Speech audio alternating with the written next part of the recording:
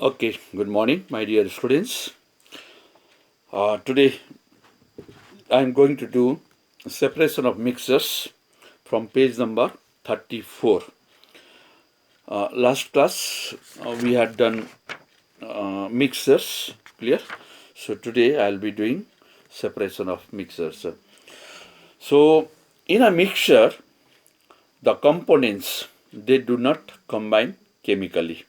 Clear? In the mixture, components do not combine chemically. That is, the components continue to exhibit their properties. That means they have their own properties.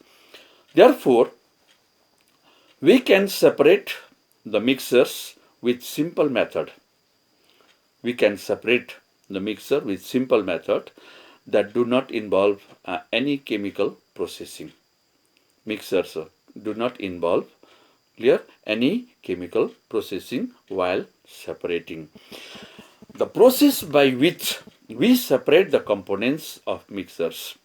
The process by which we separate the components of mixtures, that is known as what? Separation of mixture. You know it, in our daily life we carry out different activities, clear, that involve separation of mixtures. We carry out number of activities, clear, to separate mixtures. Like example, we use water filter daily in our daily life. We use water filter to separate suspended particles, clear, from water. And then we use strain uh, we strain tea leaves from tea. We call it chalni, that you know it very well, by using a sieve or churn milk to obtain the butter. Clear? So these are some of the process or some of the methods that take place daily in our routine. Another one, there are number of separation of mixers, different methods, different process. Like sieving, as I've already told you, clear, is the first method to separate the mixtures. Another one is filtration, clear. Another one, sedimentation and decantation. It is almost same process, clear. A little bit difference is there. Sedimentation means the process by which we leave. The sedimentation is the process in which the sand particles or the residue will remain at the bottom, and the clear water can be transferred into another container. Similarly, the decantation is also more or less same process. Then evaporation, clear, like salt and water, sugar and water, clear, that can be separated through evaporation. Like suppose salt and water, clear. So suppose we are keeping salt and water in a big container, clear, and keep it in a open place where there is sunlight. What will happen?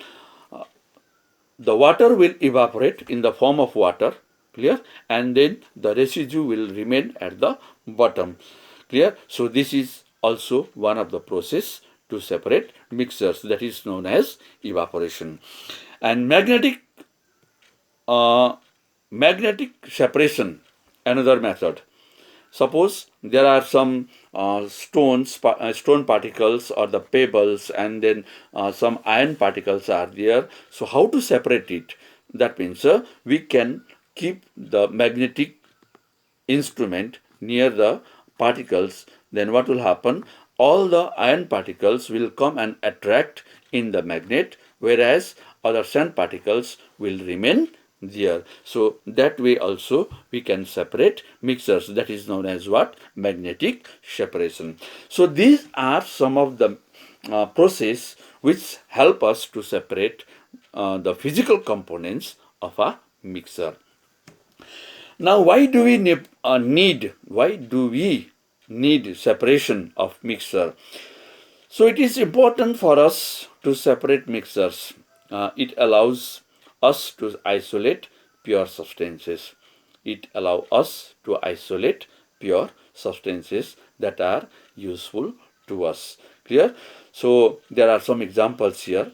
First example is we separate tea leaves using a strainer, that we are going to do regularly in our life. Clear? We separate tea leaves using a strainer. Clear? Another one, we separate pebbles from rice. Clear? That is also a continuous process in our daily life. Clear? Pebbles from rice or pulses to remove harmful components. Third one, we churn milk to obtain butter. That is also a regular process that we do in our home regularly and get two different useful components.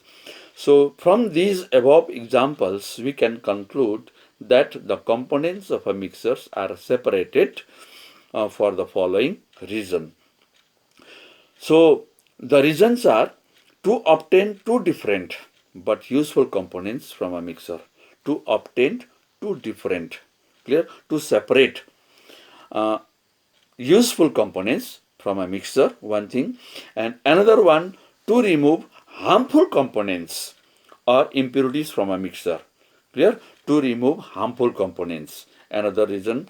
And then the third reason is to remove useful components from a mixer. Clear? So these are some of the reasons. Clear? Some of the reasons to separate the components of mixers. Now, method of separation.